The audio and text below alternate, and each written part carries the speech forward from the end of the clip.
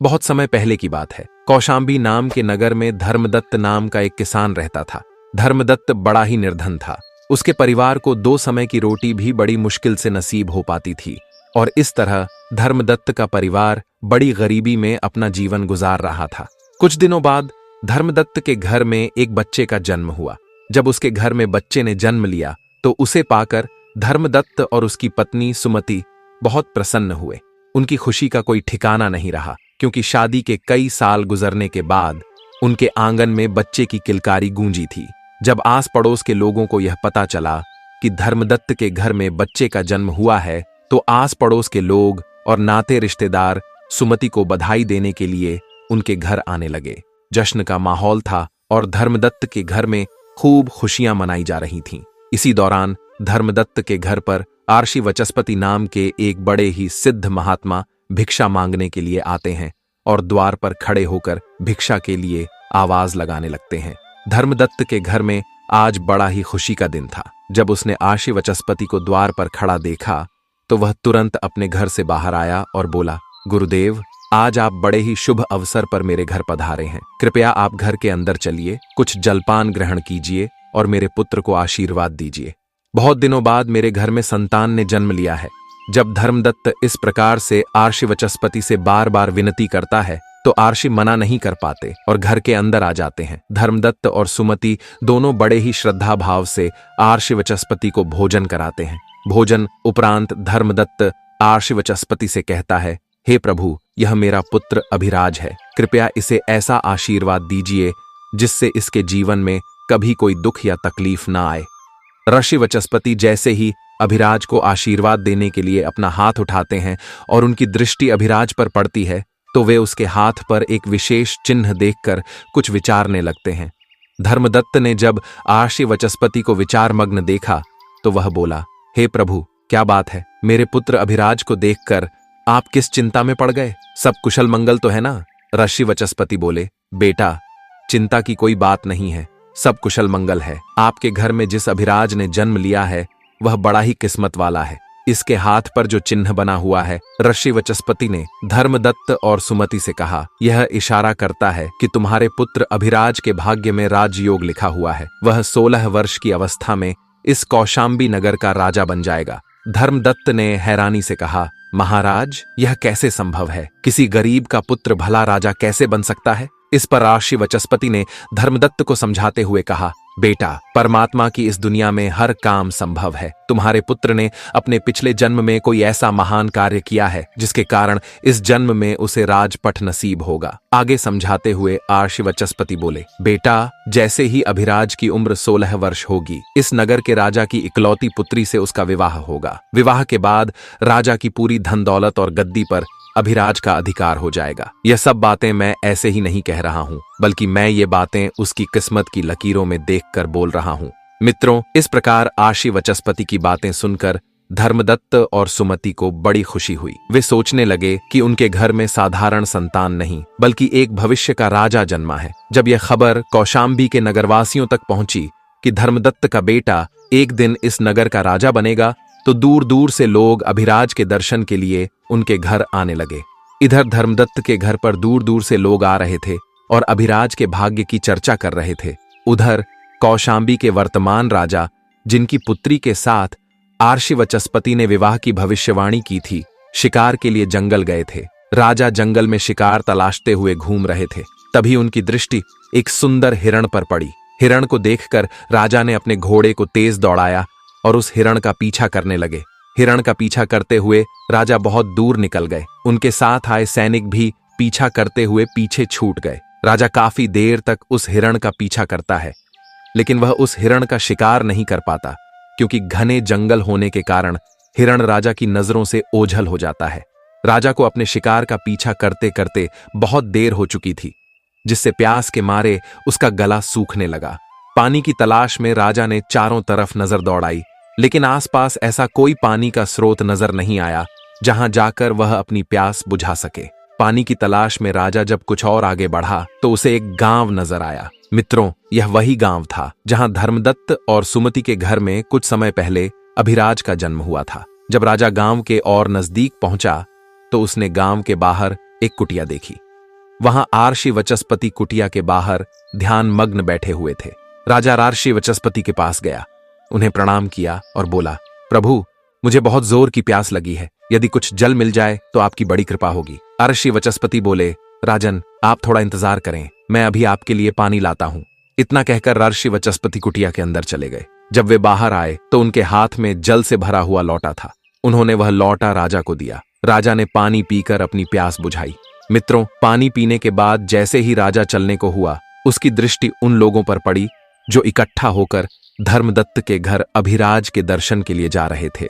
यह देखकर राजा ने आर्षि वचस्पति से पूछा, प्रभु, यह इतने सारे लोग इकट्ठा होकर कहां जा रहे हैं? राजा के पूछने पर आर्षि वचस्पति बोले, राजन, ये सभी लोग धर्मदत्त के घर जा रहे हैं, जहां कुछ समय पहले एक पुत्र ने जन्म लिया है। राजा ने पूछा, महात्मा जी, उस बच्चे में ऐसी क्या खास बात है जो सभी लोग उसके दर्शन करने जा रहे हैं? इस पर आर्षि वचस्पति बोले, राजन, उस बच्चे के हाथ पर एक ऐसा नीला निशान है जो यह संकेत करता है कि वह इस राज्य का राजा बनेगा। राजा ने कहा, महात्मा जी, ये सब झूठी बातें हैं, ऐसा कभी नहीं हो सकता, क्योंकि इस राज्य का राजा तो मैं हूं। भला मैं उस गरीब किसान धर्मदत्त के पुत्र अभिराज को अपने राज्य का राजा क्यों बनने दूंगा? ऋषि वचस्पति बोले, राजन, कोई इंसान न तो किसी को राजा बना सकता है और न ही गरीब। बनाने वाला और बिगाड़ने वाला तो परमात्मा है। जहां तक धर्मदत्त के पुत्र की बात है तो मैं आपको बता दूं कि आज से 16 वर्ष बाद अभिराज का विवाह आपकी इकलौती पुत्री के साथ होगा और विवाह के बाद वह इस नगर कौशांबी का राजा बन जाएगा। राजा ने कहा, महात्मा जी, कौन सी बेटी? किसकी बेटी? मेरे तो कोई औलाद ही नहीं है, फिर आपकी भविष्यवाणी कैसे सच साबित हो सकती है? ऋषि वचस्पति बोले, राजन, आज से 1 वर्ष के बाद आपकी रानी की कोख से एक कन्या जन्म लेगी। उसी कन्या के साथ इस गरीब किसान धर्मदत्त के पुत्र अभिराज का विवाह होगा और विवाह के उपरांत वह इस नगर का राजा बन जाएगा। मित्रों, आर्षि वचस्पति के मुख से जब राजा ने यह बातें सुनी तो सुनकर वह खुश भी हुआ और दुखी भी। खुश इसलिए हुआ क्योंकि राजा की कोई संतान नहीं थी। जब उसे पता चला कि उसके घर में भी एक कन्या जन्म लेगी, वह भी एक बेटी का बाप बनेगा, तो यह जानकर राजा को बड़ी खुशी हुई। लेकिन उसके दुख का कारण यह था कि जैसा आर्षि वचस्पति ने बताया था, उसकी पुत्री का विवाह गरीब किसान के बेटे अभिराज से होगा। यह जानकर राजा दुखी हो गया और उसे गुस्सा भी आया। राजा ने अपने मन में विचार किया, आखिर एक मामूली किसान का बेटा मेरा दामाद कैसे बन सकता है? मैं कदापि ऐसा नहीं होने दूंगा। मित्रों, यह विचार कर राजा ने ऋषि वचस्पति से कहा, आपको क्या लगता है, क्या मैं एक मामूली किसान के बेटे के साथ अपनी पुत्री का विवाह कर दूंगा? ऋषि वचस्पति ने कहा, राजन, जो उस बच्चे के भाग्य में लिखा हुआ है उसे कोई नहीं मिटा सकता, क्योंकि विधाता का लिखा तो पत्थर की लकीर होता है, कोई उससे छेड़छाड़ नहीं कर सकता। प्रिय मित्रों, उस राजा को अपनी ताकत पर बड़ा ही घमंड था। उसने कहा, ऋषि वचस्पति महाराज, चाहे कुछ भी हो जाए, मैं अपनी बेटी का विवाह उस 2 कौड़ी के किसान के बेटे अभिराज से हरगिज नहीं होने दूंगा। रही बात विधाता के लिखे की, तो मुझमें इतनी सामर्थ्य है कि मैं उस विधाता के लिखे को भी मिटाकर रख दूंगा। ऋषि वचस्पति मुस्कुराते हुए बोले, राजन, मैं भी यही हूं और आप भी यही हैं। पहले वह समय आने दो, फिर देखते हैं कि क्या होता है, कौन किस पर भारी पड़ता है।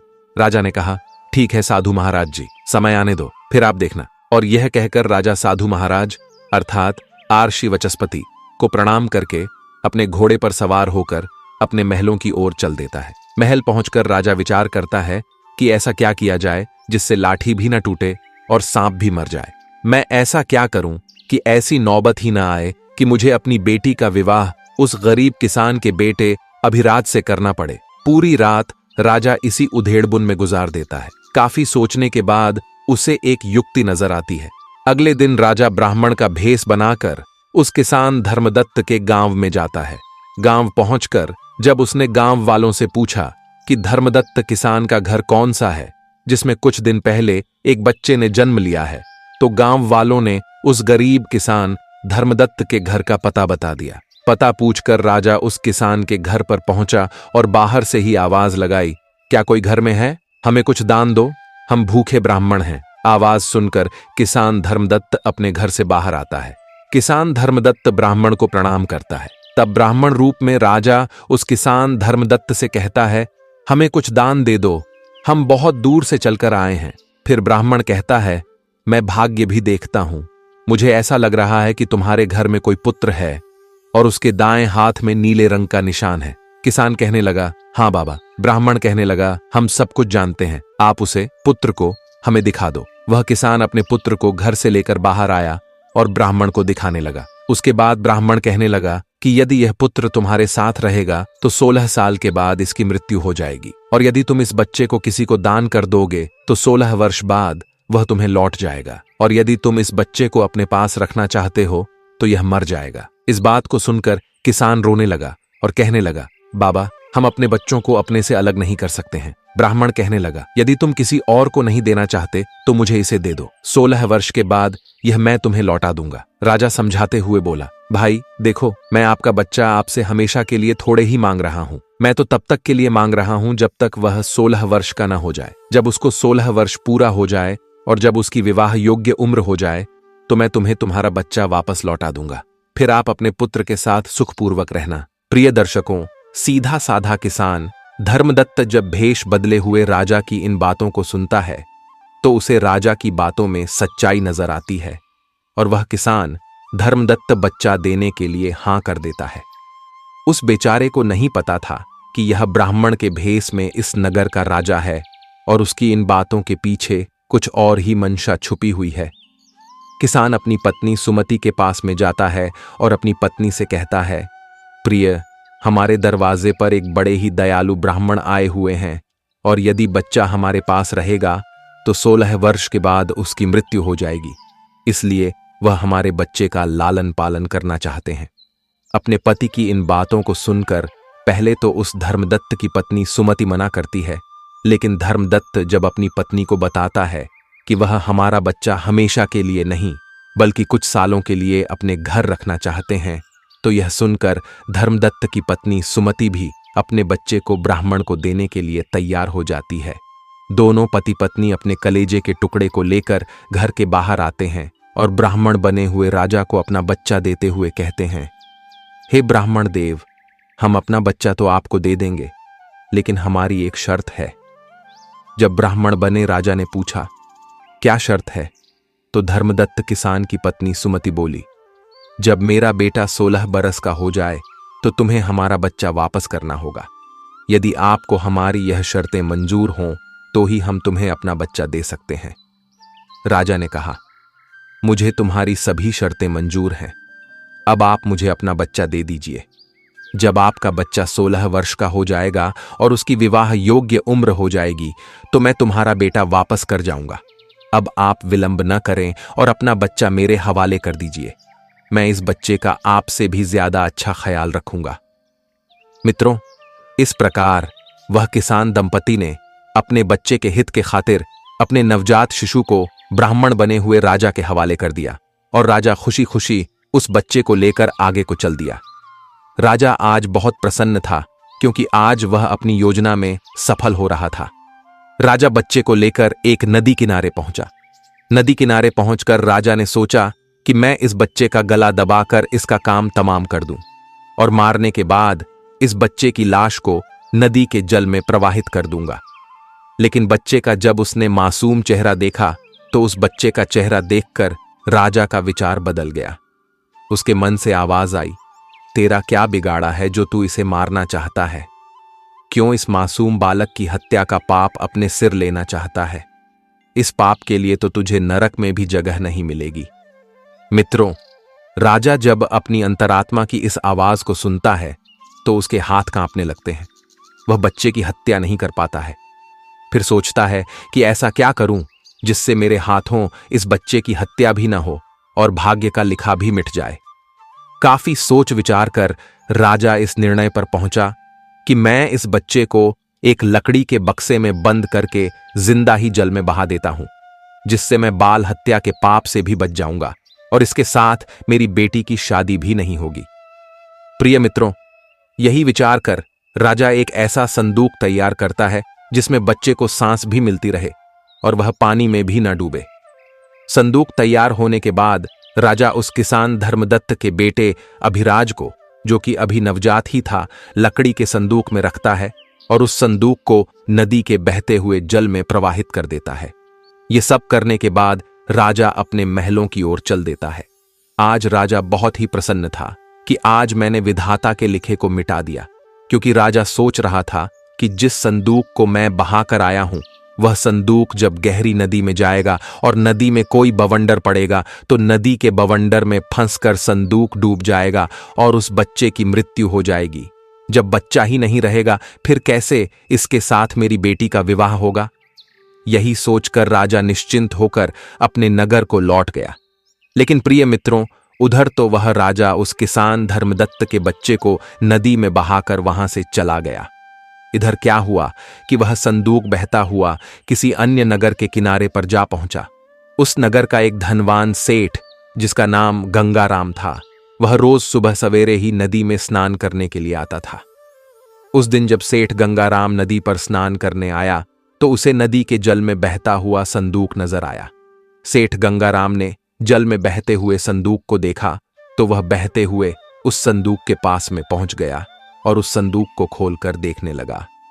प्रिय मित्रों, जैसे ही सेठ गंगाराम ने संदूक खोलकर देखा तो उसने पाया कि संदूक में एक नवजात शिशु बड़े आराम से लेटा हुआ है और अपने पैर का अंगूठा चूस रहा है। यह देखकर तो सेठ गंगाराम के आश्चर्य की सीमा न रही।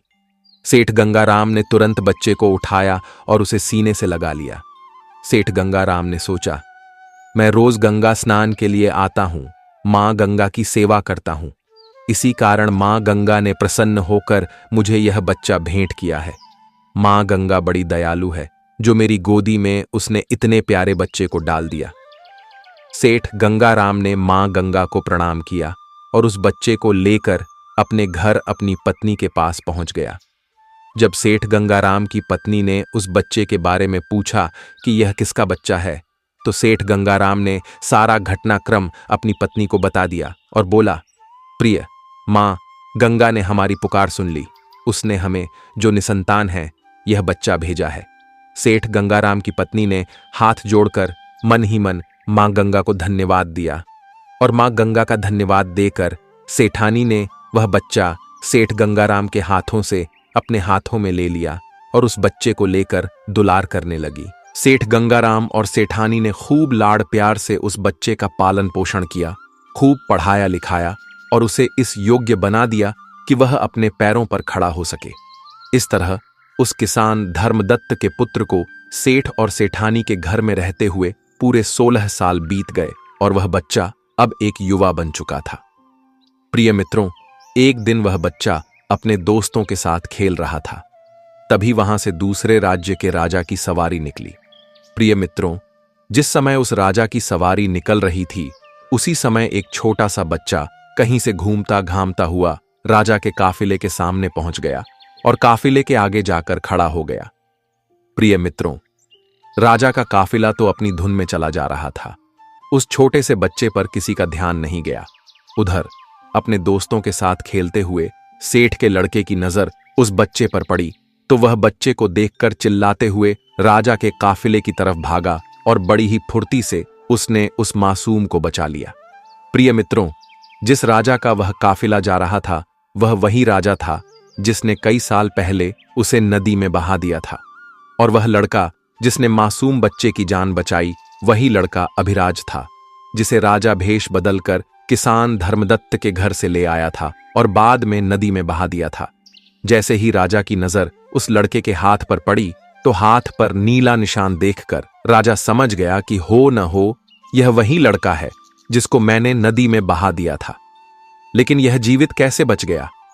राजा ने तुरंत ही अपने काफिले को रुकने का इशारा किया और अपने सैनिकों से बोला कि जो लड़का अभी अभी काफिले के सामने से गुजरा है उसे पकड़कर हमारे पास लाया जाए, हम उसकी बहादुरी के लिए इनाम देना चाहते हैं। राजा के सैनिक तुरंत ही सेठ के लड़के के पास पहुंचे और उसे अपने साथ बुला लाए। जब सेठ का लड़का राजा के सामने पहुंचा तो उसने राजा को प्रणाम किया और पूछा, आप कौन हैं और आपने मुझे क्यों बुलाया है? राजा बोला, बेटा, हम तुम्हारे पड़ोस के राज्य के राजा हैं और तुम्हारी बहादुरी के लिए हम तुम्हें पुरस्कार देना चाहते हैं। हम तुम्हें कोई इनाम दें उससे पहले हम आपसे कुछ सवाल पूछना चाहते हैं। सेठ का लड़का बोला, कहिए राजन, आप मुझसे क्या पूछना चाहते हैं? तो राजा बोला, बेटा, तुम्हारा कौन सा गांव है, कौन तुम्हारे माता पिता हैं और तुम्हारे हाथ पर यह नीला निशान कैसा है? राजा के पूछने पर वह लड़का कहता है, हे राजन, मैं पड़ोस के गांव में रहता हूं और मेरे पिता गंगाराम सेठ बहुत ही धनवान सेठ हैं। और आप जिस निशान की बात कर रहे हैं, ये निशान तो मेरे हाथ पर बचपन से है। लेकिन आप ये सब क्यों पूछ रहे हैं? राजा ने कहा, बस ऐसे ही, कोई खास बात नहीं है। फिर राजा उस लड़के से बोला, हम आपके माता पिता से मिलना चाहते हैं। क्या तुम हमें अपने माता पिता से मिलवाने के लिए अपने साथ ले चलोगे? लड़का बोला, क्यों नहीं राजन, यह तो हमारा बड़ा सौभाग्य होगा कि आप हमारे घर पर पधारें। चलिए राजन, मैं अभी आपको अपने माता पिता से मिलवाने के लिए ले चलता हूं। प्रिय मित्रों, इस प्रकार वह राजा इस बात की पुष्टि करने के लिए कि यह बच्चा वही है जिसे मैंने नदी में बहाया था, लड़के के साथ सेठ गंगाराम के घर पर जाता है। सेठ गंगाराम जी जब अपने पुत्र के साथ किसी राजा को आता हुआ देखते हैं तो सोचने लगते हैं कि ऐसा क्या हो गया जो किसी दूसरे राज्य का राजा मुझसे मिलने के लिए मेरे घर आ रहा है। जब राजा सेठ जी के पास में पहुंच गया तो सेठ गंगाराम ने राजा से पूछा, महाराज, आप किस नगर के राजा हैं और किस प्रयोजन से आप मेरे द्वार पर पधारे हैं? राजा कहता है, सेठ जी, मैं आपके पड़ोस के राज्य का राजा हूं और मैं आपके घर आपको बधाई देने के लिए आया हूं। जब सेठ गंगाराम ने पूछा, किस बात की बधाई? तो राजा बोला, सेठ जी, आपका बेटा बड़ा ही बहादुर है। आज इसने अपनी बहादुरी से एक मासूम बच्चे की जान बचाई है। सेठ गंगाराम जब राजा के मुख से अपने पुत्र की प्रशंसा सुनता है तो उसका सीना चौड़ा हो जाता है। सेठ गंगाराम राजा से कहता है, हां महाराज, मेरा बेटा तो बचपन से ही बहादुर है और जब से यह हमें मिला है तब से हमारे घर में बरकत ही बरकत है। राजा ने कहा, आपको मिला है? मैं समझा नहीं, आपके कहने का क्या मतलब है? तो सेठ गंगाराम कहने लगा, महाराज, अब आपसे क्या छुपाना, यह मेरा असली बेटा नहीं है। यह तो मुझे नदी किनारे एक संदूक में पड़ा हुआ मिला था। राजा को जब यह पता चलता है कि यह वही लड़का है जिसे कुछ साल पहले उसने नदी में बहा दिया था, तो यह सुनकर राजा चिंता में पड़ जाता है।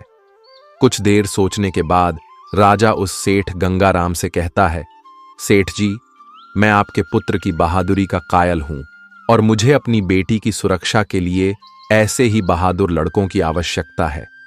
यदि आप आज्ञा दें तो मैं आपके लड़के को यहां अपनी नौकरी पर रखना चाहता हूं। सेठ गंगाराम ने कहा, राजन, यह तो बड़ी ही अच्छी बात है कि मेरा बेटा आप जैसे राजा की यहां नौकरी करेगा। मैं इसके लिए सहमत हूं। प्रिय मित्रों, सेठ गंगाराम की सहमति मिलने के बाद वह राजा एक चिट्ठी लिखता है। चिट्ठी लिखने के बाद वह राजा उस चिट्ठी को एक लिफाफे में बंद करता है, उस पर अपनी मोहर लगाता है और अपने हस्ताक्षर करता है। यह सब करने के बाद राजा सेठ गंगाराम के लड़के से कहता है, बेटे, मैं तो अभी किसी काम से दूसरे राज्य को जा रहा हूं, तो तुम इस चिट्ठी को लेकर मेरे राज्य चले जाओ और इस चिट्ठी को महारानी को दे देना। चिट्ठी पढ़ते ही महारानी तुम्हें नौकरी दे देगी। इधर तो राजा अपने काफिले को अपने साथ में लेकर आगे बढ़ जाता है, उधर उस सेठ का लड़का राजा के नगर को चल देता है। चलते चलते सेठ गंगाराम का लड़का एक घने जंगल में पहुंचा। जंगल में पहुंचकर वह लड़का मार्ग भटक गया और मार्ग भटककर वह दूसरी दिशा में बढ़ गया। प्रिय मित्रों, जिस मार्ग पर वह आगे बढ़ रहा था वह रास्ता डाकुओं के अड्डे पर जाता था और इस प्रकार वह चलते चलते डाकुओं के अड्डे पर पहुंच गया। वहां पहुंचकर उसकी नजर एक झोपड़ी के ऊपर पड़ी। झोपड़ी को देखकर सेठ गंगाराम के लड़के ने अपने मन में विचार किया, क्यों ना आज की रात इस झोपड़ी में ही ठहर कर बिताई जाए। प्रिय मित्रों, यह विचार कर सेठ गंगाराम के लड़के ने झोपड़ी की तरफ अपने कदम बढ़ा दिए। जैसे ही वह लड़का उस झोपड़ी के अंदर पहुंचा और जैसे ही उसने झोपड़ी के अंदर को झांका तो अंदर का नजारा देखकर वह हैरान रह गया, क्योंकि जो झोपड़ी बाहर से टूटी फूटी नजर आ रही थी, उस झोपड़ी के अंदर नीचे जाने के लिए सीढ़ियां बनी हुई थीं और उन सीढ़ियों का दूसरा सिरा एक आलीशान महल तक जाता था। प्रिय दर्शकों, जैसे ही लड़का सीढ़ियां उतरकर नीचे महल में पहुंचा तो उसने देखा कि एक बूढ़ी महिला खाना बना रही है। जब उस बुढ़िया की नजर उस लड़के पर पड़ी तो लड़के को देखकर वह बुढ़िया बोली, बेटा, तुम कौन हो, कहां से आए हो और बिना इजाजत तुम अंदर कैसे प्रवेश कर गए? सेठ के लड़के ने सारा घटनाक्रम उस बुढ़िया को बताया और कहा, मैया, मैं रास्ता भटक कर आपके पास आ गया हूं। यदि आप मुझे एक रात ठहरने की इजाजत दे दें तो आपकी बड़ी मेहरबानी होगी और मैं वचन देता हूं कि प्रातः होते ही मैं यहां से चला जाऊंगा।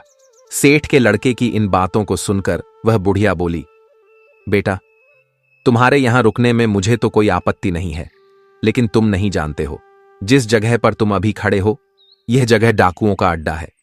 यदि उन्हें पता चल गया कि कोई अनजान व्यक्ति हमारे अड्डे पर आया है तो वह तुम्हें जिंदा नहीं छोड़ेंगे। सेठ का लड़का बोला, मैया, रात बहुत हो गई है और आगे जंगल का रास्ता है। इतनी रात में मैं कहां जाऊंगा, कहां रहूंगा? मुझे तो रास्ते की भी जानकारी नहीं है। मैं रास्ता भटक चुका हूं। अगर बाहर गया तो जंगली जानवर मुझे मारकर अपने मुंह का निवाला बना लेंगे। अब ऐसी स्थिति में मैया, आप ही मुझे कोई रास्ता दिखाइए जिससे मेरे प्राण बच जाए। प्रिय मित्रों, सेठ के लड़के की इन बातों को सुनकर उस बुढ़िया को उस लड़के पर दया आ गई। उसने रात गुजारने की इजाजत दे दी। कुछ समय के बाद डाकू अपने अड्डे पर वापस आते हैं। जैसे ही उनकी नजर घर के कोने में सोए हुए सेठ के लड़के पर पड़ती है तो वे उस बुढ़िया से पूछते हैं, अम्मा जी, यह लड़का कौन है और यह हमारे अड्डे पर क्या कर रहा है? डाकुओं के पूछने पर वह बुढ़िया कहती है, बेटा, यह बहुत ही नेक दिल बच्चा है और यह नौकरी की तलाश में राजा का पैगाम लेकर राजमहल को जा रहा है। इससे तुम्हें कैसा भी खतरा नहीं है। बेचारा मार्ग भटक गया है और यहां आ पहुंचा। डाकू बोले, मैया, तू भी कितनी भोली है, किसी को भी पनाह दे देती है। किसी ने यदि हमारे बारे में दुष्ट राजा को बता दिया तो राजा हमारा जीना दुस्समझ कर देगा। तभी दूसरा डाकू बोला, रुको, मैं अभी इस लड़के की तलाशी लेता हूं, कहीं यह राजा का गुप्तचर तो नहीं है। और ऐसा कहकर वह सोते हुए सेठ के लड़के की तलाशी लेने लगता है। जब डाकू सेठ के लड़के की तलाशी लेता है तो उसे सेठ के लड़के की जेब से राजा का लिखा हुआ पैगाम मिलता है, जिस पर राज्य की मोहर और राजा के हस्ताक्षर किए हुए थे। बड़ी सावधानी के साथ वह डाकू उस चिट्ठी को खोलता है और चिट्ठी में रखी हुई चिट्ठी को बाहर निकालकर पढ़ने लगता है। चिट्ठी पढ़कर डाकू कहता है, छी छी, हमारे राज्य का राजा कितना घटिया राजा है। जब बुढ़िया पूछती है, बेटा, ऐसा इस चिट्ठी में क्या लिखा हुआ है जिसे पढ़कर तुम अपने ही नगर के राजा को घटिया राजा बोल रहे हो? तो बूढ़ी औरत के पूछने पर डाकू उस महिला से कहता है, मैया, चिट्ठी में लिखा है कि रानी, जैसे ही यह लड़का तुम्हारे पास में पहुंचे और जैसे ही तुम इस चिट्ठी को पढ़ो तो चिट्ठी पढ़ने के साथ ही इस लड़के को मारकर कहीं दूर फेंक देना, और यह काम मेरे आने से पहले हो जाना चाहिए। मैं इसे क्यों मरवाना चाहता हूं और मैंने क्यों नहीं मारा, इन सवालों का जवाब मैं नगर आकर तुम्हें दे दूंगा। प्रिय मित्रों, डाकू के मुख से चिट्ठी में लिखी हुई बातों को जब बुढ़िया ने सुनी तो बुढ़िया कहने लगी, बड़ा ही दुष्ट राजा है, जिसके हाथों से चिट्ठी भिजवा रहा है उसी को मरवाने का आदेश भी दे रहा है। यह सुनकर उस बुढ़िया ने अपने मन में विचार किया कि मुझे इस मासूम को किसी भी तरह कोई भी उपाय करके बचाना चाहिए। उसने डाकुओं से कहा, तुम इस चिट्ठी को बदल दो। इस चिट्ठी के स्थान पर एक दूसरी चिट्ठी तैयार करो और उसमें लिखो कि रानी, मैं जिस लड़के को तुम्हारे पास भेज रहा हूं यह बड़ा ही नेक लड़का है और मैंने यह लड़का अपनी पुत्री के विवाह के लिए चुना है। इसीलिए रानी, जैसे ही यह लड़का तुम्हारे पास में मेरा पैगाम लेकर पहुंचे तो तुम राजकुमार का विवाह इस लड़के से कर देना, और ध्यान रखना यह काम मेरे नगर वापसी से पहले हो जाना चाहिए। मुझे यह लड़का क्यों पसंद है, क्यों मैं अपनी बेटी का विवाह इस लड़के से करना चाहता हूं, इन सवालों के जवाब मैं तुम्हें नगर वापस आकर दूंगा। तुम्हारा प्रिय राजा। प्रिय मित्रों, यह लिखकर डाकू ने उस चिट्ठी को चिट्ठी के अंदर में डाला और बड़ी सावधानी के साथ पुनः उस लड़के की जेब में रख दिया। इसके बाद डाकुओं ने खाना पका, खाया और चोरी करने के लिए अपने अड्डे से बाहर निकल गए। उधर अगला दिन हुआ तो बूढ़ी माता ने सेठ के लड़के को उठाया और कहा, बेटा, सुबह हो गई है, अब तुम जहां जाना चाहते हो वहां जा सकते हो।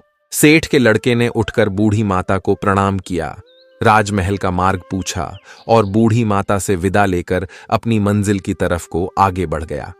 कुछ समय पश्चात सेठ का लड़का रानी के सामने राजा के महलों में था।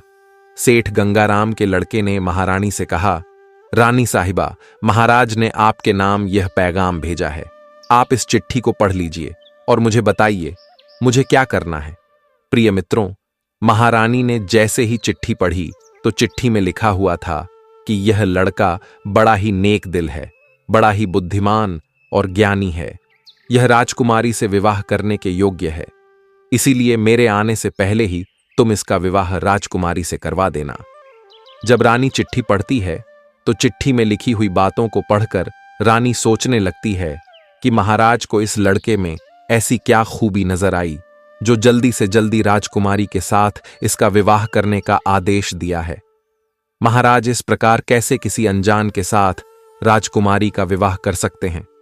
लेकिन फिर उसने देखा कि चिट्ठी पर राजा के हस्ताक्षर थे और उनकी मोहर लगी हुई थी, और उस चिट्ठी में लिखा हुआ था कि मैं तुम्हारे सभी सवालों के जवाब नगर वापस आकर दूंगा।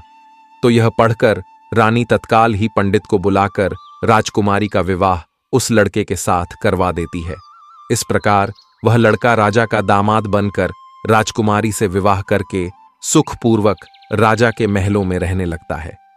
प्रिय मित्रों, कुछ दिनों के बाद में राजा अपना काम समाप्त करके अपने नगर को आता है। राजा बड़ा ही प्रसन्न था, क्योंकि उसे तो लग रहा था कि अब तक तो रानी ने उस लड़के को मरवाकर कहीं दूर फेंकवा दिया होगा। अब उस लड़के के साथ मेरी बेटी का विवाह कैसे हो सकता है? मैंने तो भाग्य के लिखे को ही मिटा दिया है।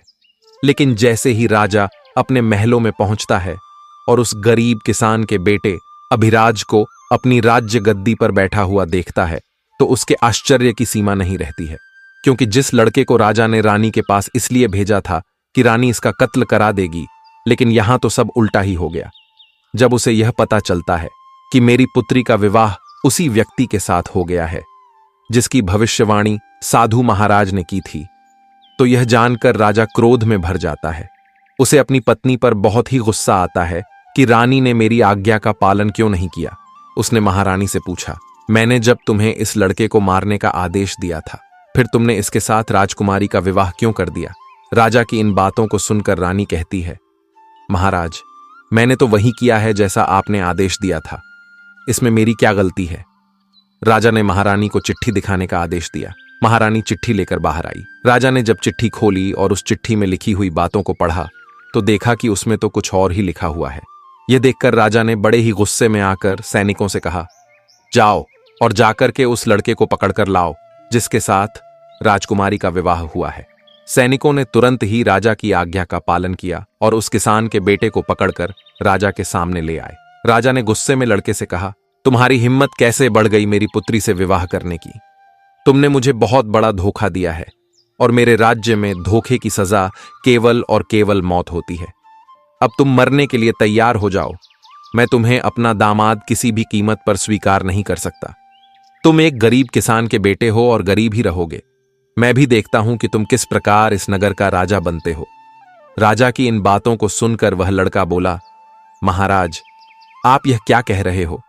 मैंने आपको कहा धोखा दिया है और आप बार बार किस किसान की बात कर रहे हो, जबकि आपको भी पता है कि मैं किसान का बेटा नहीं बल्कि एक सेठ गंगाराम का बेटा हूं। राजा ने कहा, तुम मुझे अपनी बातों में उलझाकर बेवकूफ बनाना चाहते हो, लेकिन अब मैं तुम्हारी किसी बात में नहीं आऊंगा। आज का दिन तुम्हारे जीवन का अंतिम दिन साबित होगा। और इतना कहकर राजा अपनी तलवार उठा लेता है। राजा के हाथ में तलवार देखकर राजकुमारी राजा के सामने खड़ी हो जाती है और कहती है, पिताजी, आप जिस पर तलवार चला रहे हैं वह मेरे पति परमेश्वर हैं। उन्हें मारने से पहले तुम्हें मुझे मारना होगा। प्रिय मित्रों, इधर तो राजमहल के अंदर यह सब कुछ चल रहा था कि तभी एक सैनिक राजमहल में आता है और आकर राजा से कहता है, एक बड़े ही सिद्ध महात्मा आए हुए हैं और अभी इसी समय आपसे मिलना चाहते हैं। राजा ने कहा, ठीक है, महात्मा जी को अंदर ले आओ। आदेश मिलते ही सैनिक दौड़ा हुआ महात्मा जी के पास जाता है और उन्हें अपने साथ में ले आता है। राजा ने उठकर महात्मा जी को प्रणाम किया और उनके आने का प्रयोजन पूछा। महात्मा ने कहा, लगता है राजन, आपने मुझे पहचाना नहीं। जब राजा ने कहा, आप कौन हो और मुझसे क्यों मिलना चाहते हो, तो महात्मा ने बड़ी ही विनम्रता के साथ मुस्कुराते हुए जवाब दिया, राजन, मैं वही महात्मा आर्ष वाचस्पति हूं जिससे आप 16 साल पहले मिले थे और मैंने आपको बताया था कि आज से 16 साल के बाद तुम्हारी पुत्री का विवाह इस गरीब किसान के बेटे अभिराज से होगा। लेकिन तुमने कहा था कि मैं राजा हूं और मैं कुछ भी कर सकता हूं। लेकिन देखा राजन, जो नियति में होता है वही होकर रहता है। प्रिय मित्रों, जब राजा साधु की इन बातों को सुनता है तो हाथ जोड़कर कहता है, गुरुदेव, आप सच कहते थे कि कोई ना तो किसी का भाग्य मिटा सकता है और ना ही उसमें कोई बदलाव कर सकता है। जो भी जिसके भाग्य में लिखा हुआ है वह उसको मिलकर ही रहता है। मैं भाग्य के हाथों हार चुका हूं। ऋषि वचस्पति ने कहा, राजन, भाग्य के सामने कोई नहीं जीत सकता, इसीलिए अब तुम व्यर्थ की चिंता छोड़ो। किसान के बेटे अभिराज को अपना दामाद स्वीकार करो और अपना राजपाट उसे सौंपकर मेरे साथ जंगलों में चलो। सच्चा सुख तो ईश्वर की भक्ति में है। प्रिय मित्रों, इस प्रकार वह राजा अपना सारा राजपाट किसान के पुत्र को सौंपकर सभी से क्षमा मांगकर आर्षि वाचस्पति के साथ जंगलों को चला जाता है। इधर किसान धर्मदत्त का बेटा अभिराज उस नगर का राजा बनकर सुखपूर्वक अपना जीवन बिताने लगता है। अब तो आपको पता ही चल गया होगा कि जो भाग्य में लिखा होता है वो होकर ही रहता है। भाग्य का लिखा कभी नहीं मिटाया जा सकता। तो मित्रों, आपको यह कहानी कैसी लगी हमें कमेंट बॉक्स में जरूर बताइएगा। वीडियो को पूरा देखने के लिए आपका बहुत बहुत धन्यवाद। ऐसी ही और ज्ञानवर्धक और जीवनोपयोगी कथाओं के लिए हमारे चैनल को सब्सक्राइब कीजिए और कमेंट बॉक्स में राधे राधे लिखना ना भूलें। राधे राधे मित्रों।